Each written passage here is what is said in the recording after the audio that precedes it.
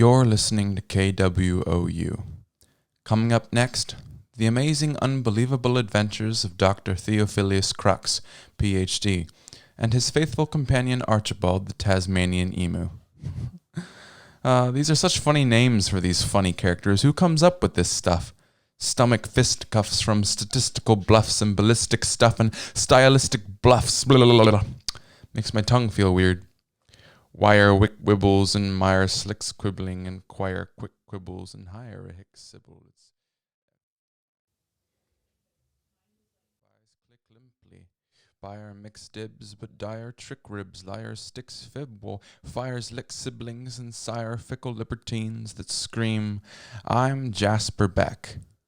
And this is the amazing, unbelievable adventures of Dr. Theophilius Crux, Ph.D., and his faithful companion, Archibald, the Tasmanian emu. Grievously, in this unretrievable tale, there were some poor folks being chased by the baleful hound of old. It's terrifying, really, to have your entire sense of agency swept up in an elaborate machination of nature designed to pump fear into your bloodstream and subsequently rip you limb from limb like a faded denim tree. As they ran, the pine cones discussed the progress of the hunt, chattering away as all pine cones do when no one's around. How long do you think they'll make it? Oh, they're not making anything. The hound has them right where he wants them. They're already dead. I think they've got another 2-3 minutes in them. Well, it depends on who we're talking about. The yellow one? They're gone. But the gray one? Guys, it's a moot point. I was trying to be profound. That's why no one likes you, Lodgepole. Now shut up for a moment. They're coming our way. Yep. There they are. The gray one out front, followed by the purplish one close behind, and... wait for it. There's the yellow one. Boy, they are not looking good. I get the sense that the looks are very important to that one. Oh, for sure, I got that too. Of course, that all drops away as soon as you're forced to contest reality for your survival. There's a lot of vanity sort of built into Maslow's hierarchy of needs, if you think about it. We can only achieve the pool of Narcissus by first escaping the bonds of Prometheus. Yo, I wonder whatever happened to Epimetheus. Was he just like, in hindsight, what my brother did was probably pretty stupid, though he probably could have seen something that I cannot. Oh well. And then he just dipped. Well, I guess the gods are more fond of reminiscence than premonitions. That's for certain. Hey, where is the hound anyway? What do you mean, where is the hound? The hound is not aware. That's logically inconsistent. Can a question be logically inconsistent? Wouldn't the answer just be no? How long can we carry on a conversation using only questions? I don't know. Well, there goes that. No, but seriously, where is the hound? Once again, the hound is not a where. He is a there. Werewolves are a much more grave matter than mere werewolves. He is not anywhere, but he is most dreadfully always there. That long empty path down the middle of the forest, he's there. That noise you hear outside your tent as you awake into a dream, he's there. That peripheral shadow in the corner of your eye as you drift into quarter consciousness, he's there. So, he's everywhere? Gosh darn it, Monterey. To be honest, I want to get back to the roots. That is the rootlessness of this. That kind of half asleep wandering over the surface of a pond, and people'd say, that's so coy.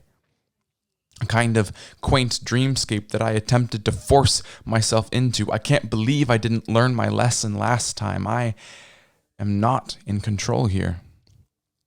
As much as I would like to otherwise, what I write is what I want, not the other way around. To desire a feeling before one has written it is to be putting the cart way before the horse. Oftentimes it's doing away with the horse entirely. This story is about the horse. The horse is wandering just like I want him to. He is stumbling over his own hooves. He is drunk? Or has he just learned to walk? Or perhaps he has just learned to enjoy the fact that he can walk, that he has become blissfully aware of his own locomotion and revels in it, his side-trotting and plodding being its own purpose for his walk today, rather than a pinprick destination. Unfortunately, it is the first one. He is drunk. But where is he wandering, you wonder aloud, breaking the serenity of the lush, rolling ambiguousness? I will assume you were listening to my previous point about the destination of this horse, or lack thereof, and assume that you mean for me to describe the horse's surrounding on which he is currently wandering. I assume all of these things, and wrongly so, because, as it turns out, you weren't listening to my previous point. You were checking your messages for a very important email from your Aunt Sybil in Minnesota about her upcoming visit to the Macaroni Social, and thus you had assumed that the horse was merely drunk, and that his destination did not exist, or worst yet, existed and did not matter. And you'd be right, because I stated as much. In effect, you have come to the same conclusion by ignoring me as you would have by listening to me. I have become obsolete. But you did not want to hear about the horse's surroundings, now that I mentioned it. The horse's surroundings are purple, as all things are. Despite my cynicism, things are generally rolling and lush like an impressionist painting, though oddly enough, there is still a distinctly desolate sense to it, if for no other reason than because I wanted there to be one. A light and low fog slithers at the horse's ankles, the grass cold and heavy with its condensation. In a practical sense, though there is an immaculate painted background scrolling lazily behind him, the horse is all there is to see in this scene.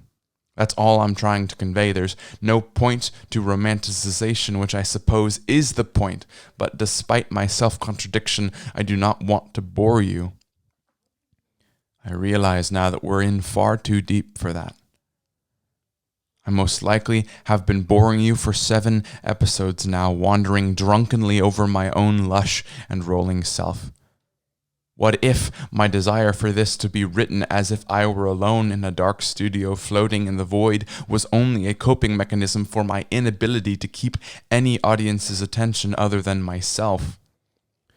In other words, it's all for me, partly because I want it to be, but partly because I just don't know how else to do it. It doesn't flow out of me otherwise. This must be the way things are, or else it all comes to a grinding, incongruent stop. I wish it could be any other way. The horse encounters a town, comprised mainly of pallets and gently slanting sheds. It's a western town, most assuredly, based upon its general defiant stance against a seemingly endless plain of arid nothingness. The horse, having been accustomed to lush and dew-laden narcissism all his life, stood out like a tree in the forest, specifically like a tree that had fallen with everyone around to hear it, rendering void any hope of philosophical preponderance. As obligated, he enters the tavern that is incorrectly labeled saloon and orders a drink, and everyone plays their part to begin with, the piano stopping and all, but they soon give up the pretense because in true Western fashion, they are all very tired, and honestly couldn't care less if God himself walked in and ordered a drink. In any case, the bartender, who was above all else very sweaty, gently placed an ambiguous drink in front of the horse and says, "Well, I can't make you." "Make me what?" says the horse. "Drink." Oh, that's all right. You don't have to," he said with a smile. "Though I would love your assistance in doing so, since I don't have hands and I don't trust my teeth to be so nimble as to effectively lift a shot glass without accidentally crushing it." "Oh, sure thing." The bartender raised the glass. "Open up." And he poured it gently into the horse's mouth. The horse smacked his lips. "That's good stuff. Best in the house. But I think maybe you should limit yourself to sampling from now on. I can tell you've had plenty to drink already." "Shut up, I can do what I want." "Well, I'd hate to kill a beautiful horse like yourself." "What are you talking about? I'm fine. What kind of bartender are you being all worried you're going to kill people? You're in the wrong business. Isn't this a Western anyway? Well, technically, the way this town's situated on the map, we're more east of things than anything else. Well, isn't that all relative? Yeah, why? Oh, I see your point. And the horse passed out on the floor. They couldn't keep running for much longer. Their lungs were full of lactic acid, skin was full of thorns. Soon the capacity for their legs to carry them away from impending reality would diverge from their brain's capacity to want to. But for the moment, while they still could, they ran. Mrs. Nothatter cried out in pain and collapsed on the jagged forest floor. I would like to be able to say that Fuchsia and Augustine stopped to carry her, but they didn't. Not because they didn't care, though indeed they didn't, fear consumes all other emotions, but because they were at the moment completely unaware of her existence. The tunnel vision of terror had gripped them all, and all of reality has been reduced to a one-dimensional line. Away from there, or death. Even if they could stop for her, all they could do would be to pay their respects, for their already huskened bodies had none of their unholy strength left within them. Lodgepole, though annoying, was correct. They were already dead. Do you know how terrifying that is to a vampire who thought that they already knew they were already dead, to realize the greater truth that the hound imparts? It's enough to floor you, which was exactly what happened as the realization occurred to them simultaneously. They fell limply to the furious forest floor, face down in the dirt. They were already dead. They were already dead. They were already dead. And it was, in that moment, Mrs. Nothatter on the ground, her companions the same just ahead of her, that a wind blew sharply through the trees and everything was serene. The air died with them, and the camera was still, at a distance from their fallen frames. It was quiet, the trees standing undisturbed in the morning sun. The pine cones had dropped their chattering. Indeed, they had dropped the pretense that they were at any time sentient, and remained inanimate ornaments upon the trees. The trees were beautiful once again, as they are only when no one is around to see it. And no one was anywhere. But there was one there. I came through the trees at last. Oh, they could run, the yellow one especially. I can tell it has been running a long time, even before setting foot in these woods. It's all over now, though. They gave it their best. Funny how they always seem to, despite their moaning about how much they hate life, for all their nonsense about how ephemeral and empty it is, that they would still run with everything they have from me. As if they didn't really mean what they said. Not that I'm opposed to hypocrisy, mind you. More specifically, I'm opposed to weakness.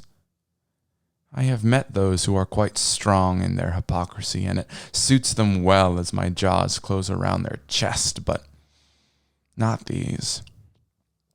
These ones were, well, they weren't much of anything at all.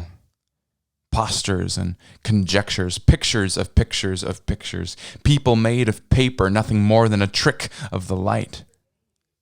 See? They're hardly there when I touch them with my paw. They're more ghostly than I am, and I'm hardly more than a concept, a feeling. These ones, they weren't even that. They're just mouths. Vehicles for an endless stream of verbiage spewing from a leak in some insane poet's brain. I hate him. I hate you. Oh, you don't think I can see you. I forgot. Don't you remember that I'm a werewolf?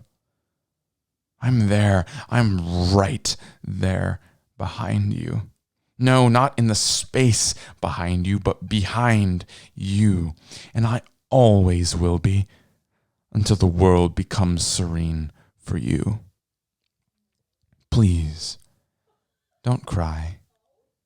This is all much less serious than it seems, but at the same time, I need you to be strong for me. Just hold on a little while longer. Your feet have a few more steps in them, surely. You can't be done running already. We've only just begun. Why are you stumbling drunkenly across the plains when others are fleeing unilaterally away? What do you have that you can so resist me? What is this? Where am I? Oh, I see. You have reduced me. It was all a trap. Here I was in this where, thinking that I was the hunter. I suppose this is ultimately good news because it means that you really are scared of me. But you don't run. You simply trap us in these transparent boxes of yours, these tricks of the light, and place them on your shelf and resume your wandering. Well, congratulations. I honestly wasn't expecting that, but you would be the fool that you are to assume that these walls can contain us. You have built the beast a labyrinth, but you will still feed it once a year. And don't worry, Theseus isn't coming because he can't find his ship. So it's just you and me, and me, and me, and me, and me. A poem after I break. You're listening to KWOU.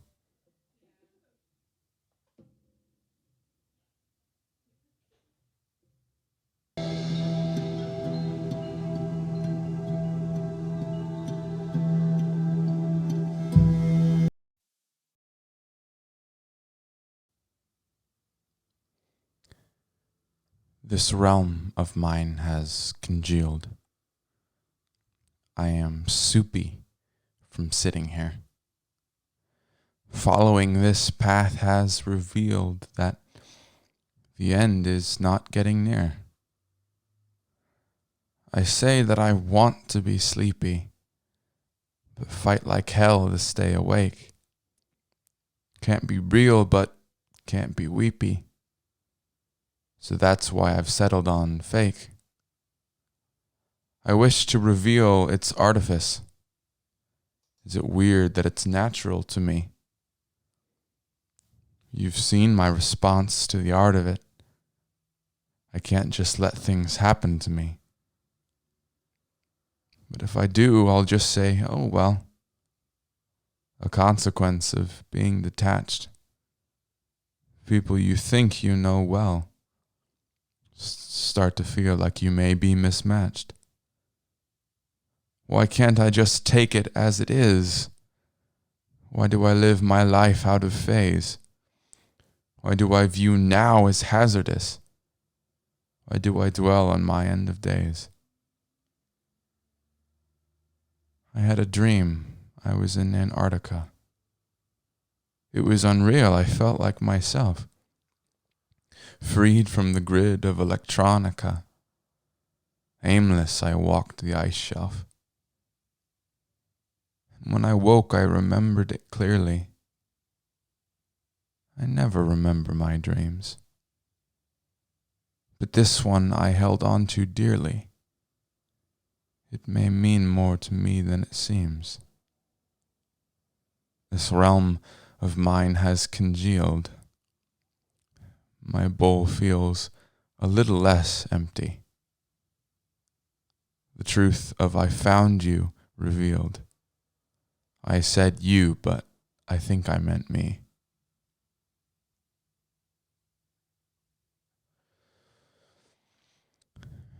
They are walking through a fog just like I am. All of them together, shoulder to shoulder, like a search party looking for a missing person crumbled into a vulnerable little ball somewhere in the mist. There is no such person, or rather, if there were to be, it'd be them. You can only ever really look for yourself in the mist. Others are too hard to find. "What are we doing here?" spoke Augustine, ever the voice of doubt. "It's unclear, and I think that's the point," spoke Fuchsia, ever the voice of acceptance. "Unclear's for certain I can see a damn thing through this stuff," spoke Mrs. Nothatter, ever the voice of annoyance. "Well, I kind of like it," spoke Matt Brown, ever the voice of Matt Brown. And Luce, he stayed silent. Out of all of them, he was the one most bothered by the mist. At one point, he would have reveled in it, that kind of soupy, hazy feeling like you just woke up from a dream, or perhaps still in one. Your inability to tell is the key. But where once he felt relaxed, he now felt uneasy, like the fog was malevolent. He rubbed his eyes. Despite all his quote-unquote growth in the void, he felt the painful urge to get out. He needed externality. "Guys, I don't think I'm okay with this." Fuchsia frowned. "Why? I thought you were the one who enjoyed ambiguousness." "Yeah, and I'm hoping I still do, but this doesn't feel like that. It doesn't feel like purple wandering. It feels like gray drowning." Mrs. Nothatter winced. "Is it weird that I know exactly what you mean?" Yes, it is. Nobody has ever known exactly what I meant, mostly because I never meant much." "That's true," Matt Brown kicked a cloud. "You've always been more inclined to lean than to mean. Very few people like myself can effectively pull off both." Augustine rolled her eyes. "Hello, Narcissus. Found yourself in the fog, have we?" Matt Brown shrugged. "Personally, I don't see why you guys haven't. Yourself isn't even going to be something external, so you are the only ones perpetuating your pain by the continued search. The fog is yourself, as murky and subjective as anything else inside that flesh bag of yours. Just conjure up a little something, pull a few strings, and call it good. You'll find that asserting that the search is over is an effective way of making the fog dissipate." Augustine frowned. "But you're still here with us." "Actually, I'm not entirely certain what you guys are seeing, but I assume it's similar to an experience I had a laughably long time ago. So whenever you're ready, you can step on out and join me for some drinks." Matt Brown disappeared, enveloped by clouds. Luce thought for a moment. "You know, Matt Brown is pretty clearly a vampire, but I really think Matt Brown is an angel." "Satan is also an angel," spat Augustine. "Since when were you religious? Since you started trusting a serial killer for life advice?" "Well, technically that's a genetic fallacy, but when you phrase it like that..." Fuchsia shushed everyone. "Guys, do you hear that?" Augustine face-palmed. "Seriously, Fuchsia, what is it with you and melodramatic reactions to mysterious plot-driven noises? Luce here has clearly gone off the deep end, smitten by this psychopath we all for some reason tolerate, and the only thing you can think about is a yet unidentified noise emanating from the semi-metaphorical fog we find ourselves in?" "Yeah," said Fuchsia. And she disappeared, enveloped by clouds. Okay, I feel like I'm behind on something. What just happened?" demanded Mrs. Nothatter. "See? Matt is right." Luce closed his eyes while Augustine and Mrs. Nothatter looked on in horror. Fuchsia was able to conjure for herself a motivator out of the mist. By asserting an externality, she stepped out. "Unfortunately, I don't think I can do it for you. Though we can interact, the most fundamental choice must come from you." Luce opened his eyes, now glowing with a soft light. I hope to see you two on the other side. And Luce disappeared, enveloped by clouds. Augustine sat down. This existential bullcrap is really starting to wear me down. Mrs. Nuthatter sighed. Yes, that seems to be its main tactic. Well, whenever they did seemed to work, so why can't I just... It's not that simple as it does sound. Personally, I don't really think you were describing anything existential, at least in the technical sense. I thought fooling yourself into asserting externality was practically the antithesis of existentialism. It is the philosophy of this fog, this subjectivity. I think we're kind of supposed to remain in it, while also engaging with the world. What, like ghosts? Yeah, I guess. Like ghosts. Why are we even talking about this? Augustine stood up and began pacing. As if existentialism was somehow the only philosophy, like any of this matters. Thinking of your career in management, are we? Sure, or whatever my job was emblematic of. There is a real world, however depressing, and quite honestly, I like it. We were dead, Rose. We were running for our lives through a forest from an unspeakable monster, and we were dead. What is this? Why did you call me Rose? Augustine froze. I don't know. I think it's a good name. And at that moment a fire rose up in Mrs. Nuthatter's throat, and she disappeared, enveloped in clouds. Augustine collapsed to the arbitrary floor and cursed herself. At the moment she wanted nothing more than to be unconscious, to have remained a lifeless heap there on the forest floor, as tired and broken as she was now, but unaware of it. Why did consciousness thrust itself upon her? Why did the fog disappear and not dissipate? She wanted simultaneously to be in and out of control, for it was out of her control that she is now in control, and thus wants to control things so that she no longer has to. But what of these childlike complaints? Augustine is a 1,000-year-old vampire in addition to being an adult.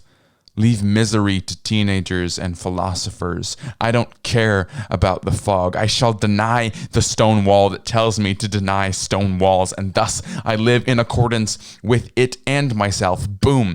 2 birds, 1 philosopher's stone. Watch as I transmute this mess into pure gold. Watch as I walk out of the grave with a smile, in denial of denial, laughing all the while. My name is Augustine, and I am born anew. I resent your asking. Tune in next week for the next episode. Remember that horse? Turns out he's the main character. All these metaphysical mumblings aren't even worthy of the appendices of the epic journey he's on. Sorry, I got it wrong. Oh well. I'm Jasper Beck, and this, quite surprisingly, is the amazing, unbelievable adventures of Dr. Theophilius Crux, Ph.D., and his faithful companion Archibald, the Tasmanian emu. You are listening to KWOU.